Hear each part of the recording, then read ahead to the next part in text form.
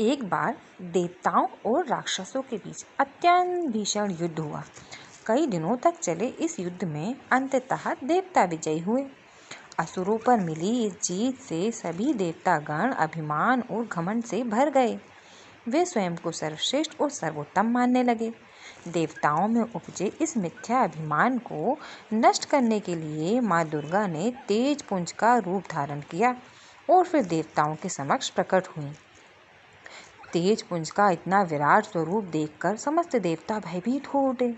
देवताओं के राजा इंद्र ने वरुण देव को इस तेज पुंज का रहस्य पता करने का आदेश दिया। तेज पुंज के सामने जाकर वरुण देव अपनी असीम शक्तियों का बखान करने लगे और तेज पुंज से उसका परिचय मांगने लगे।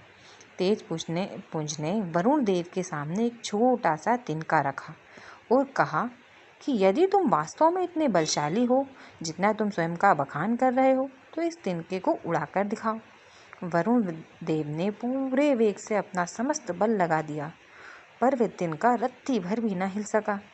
वरुण देव का घमंड चूर-चूर हो गया। उन्होंने वापस लौटकर ये बात सुरपति इंद्रदेव को बताई। इंद्र ने अग्निदेव को इस तेज पुंज का रहस्य पता करने के लिए भेजा।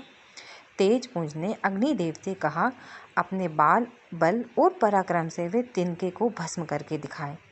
अग्निदेव ने समस्त शक्ति उसमें झोंक दी, लेकिन वे कुछ नहीं कर पाए।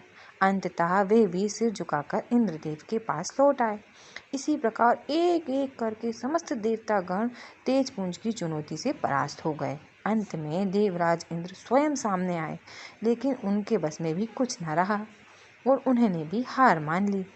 समस्त देवतागण तेज पुंज से हार मार के उनके सामने नतमस्तक हो गए और उनकी आराधना करने लगे। तब तेज पुंज रूप में आई माँ दुर्गा ने उन्हें अपने वास्तविक स्वरूप के दर्शन दिए और उन्हें इस बात का ज्ञान करवाया कि माँ शक्ति के आशीष से ही उन्होंने दानवों को परास्त किया था। ये जानकर देवताओं ने अपनी गलती के लिए क्षमा याचना की और फिर अपने मिथ्या अभिमान को तिलांजलि दे दी।